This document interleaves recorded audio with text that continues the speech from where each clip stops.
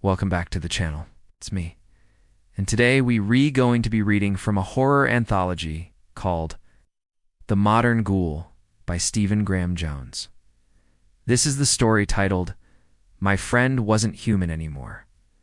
Let's begin. So maybe that's why I never liked him being friends with someone like me. He knew better. My dad always said he had something special, that the blood in his veins was firewater. He was half Cheyenne and proud of it, even if the only thing separating us from the reservation was into the high school parking lot, where we made this pact. They say you can pick your friends, but you can't pick your family. And my mom was just staring at him from the other room. She must have been wondering who this random soldier was talking to her son. It felt good to have a friend again. Besides, I had no idea that Zane was plotting something big. He would come over and stay with me for a few days at a time, sleeping in the basement. I went downstairs and found Zane kneeling beside my bed, pulling clothes out of the hamper. I thought maybe he had left. But then I noticed that the window beside his bed was open, and there was a big gash in the screen. Looking closer, I saw that the hole in the screen had been torn from the inside, which meant Zane hadn't left. He had climbed out of the window. I was terrified. I wanted to call the cops, but then I heard voices. The window was open, but there was no sign of him anywhere. I searched the entire house, but I couldn't find anything. Then I went downstairs to get some breakfast. When I walked into the kitchen, I saw that he had left me a note. Whatever had taken him wasn't human, and it wasn't done with me yet. It said, "Sorry, man. I had to do what I had to do." I didn't know what he meant by that, but I could tell he was in trouble. They were his clothes. He had a big pile of them in his arms. And when he saw me, he asked me for a lighter. They just wrote everything down and then let me go. But I wasn't done looking for my friend. I went out into the woods behind our neighborhood and started searching, but I couldn't find any sign of him. I couldn't make out the words, but it sounded like they were singing or chanting. And as I did, I turned back to look and saw the creepiest thing. It was Zane. He was standing there watching me, but he didn't look like Zane anymore. He was naked, except for the necklace my dad had said he was so proud of. And with each step he took, he got closer and closer. Then the voices stopped, and I saw Zane, standing in the middle of my room. He was covered in mud, and his eyes were wide open. When he spoke, his voice sounded like gravel. "I'll see you guys next time." "You shouldn't be down here," he said. I remember feeling my heart sink. Something was definitely wrong with him. I knew in that moment that my dad was right. Zane's blood wasn't water, it was fire. And suddenly that fire was spreading to me. "What are you doing?" I asked. But he just smiled mysteriously and disappeared back into his room. And I could hear him down there moving around late at night. Sometimes I'd go down there to check on him and make sure he had everything he needed. But most nights I'd hear him muttering to himself and then he'd go silent. I could hear Zane moving around and screaming, but I didn't care. I was too scared. As I ran to my room, I tripped over my bed and fell to the floor. But I didn't feel any pain. I was too focused on what was happening outside the door. I could hear heavy footsteps getting closer and closer. And when they stopped, I knew whatever was out there was waiting for me to come out. So I went with Zane into the backyard, and he began explaining that he was stationed nearby and wanted to reconnect. I don't know why I chose that place, but I remember crawling inside and hiding between my clothes. I don't know how long I stayed in there, but eventually the sounds in the hallway slowly faded away.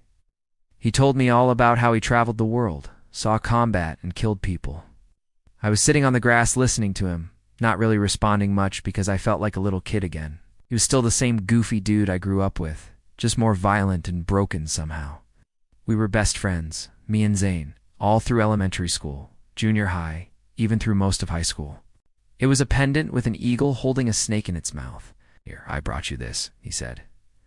"It's cool. Used to have these when we were kids. Remember?" I didn't respond right away. I was thinking about what my dad had always told me about Zane. His blood was firewater. Maybe it wasn't safe for me to be around him. But Zane kept telling me stories about the army, and soon enough, I forgot all about my dad's warning. I was furious because not only was I going to get suspended, but now Zane was mad at me. I ended up having to apologize to Mr. Williams and write an essay about bullying before I got reinstated. But Zane just acted like nothing happened between us. They sounded like whispers at first, but then they started sounding like screams. I remember shoving my blankets under the door just in case. One time I think I actually heard footsteps coming up the basement stairs. But whenever I went to check, everything was fine. I tried to bring it up with Zane, but he would just laugh it off. That was until he did what he did. When he betrayed me after he graduated high school, he joined the army, and that was the end of that. I never thought I'd see him again. But one day, about 3 years later, he showed up at my house, unannounced. I remember it was summer, and my dad was out drinking with his buddies, so it was just me and my mom at home. When Zane walked in, he was wearing his army fatigues. And even though he looked older and tougher, I could tell he was still skin and bones. And even though he was 20 years old, he still looked like the scrawny kid that used to sit behind me in math class, and got me suspended for making fun of Mr. Williams. We both knew that the guy was gay. Everyone did. But one day he actually came out to the whole school over the intercom, which just gave us more ammo. Of course, the next day at school, we heard all the gossip about his announcement. And while we were eating lunch, Zane leaned over to me and yelled, "Hey, listen up." Then he started imitating Mr. Williams' voice and saying things like, "Good morning, boys and girls. It's so great to wake up every day and know that I am loved by my partner and my students." It was pretty funny. But then Zane turned to me and said, "Hey, you're going to say that again." And I did. And then Mr. Williams came over and sent us both to the principal's office. When we got suspended, Zane said, "I can't believe you ratted me out. You could have just let me finish." It was after that incident that I realized he wasn't my friend anymore. "Hey, can I talk to you for a minute?" he asked. I remember feeling really uncomfortable. Then he reached into his bag and pulled out a necklace and dangled it in front of me. The days that followed, Zane and I spent a lot of time together, just hanging out, smoking weed, and driving around.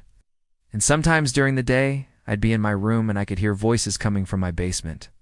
One evening, I was just relaxing in my room, playing video games when I heard footsteps again. The following morning, I woke up early for school and decided to check on Zane.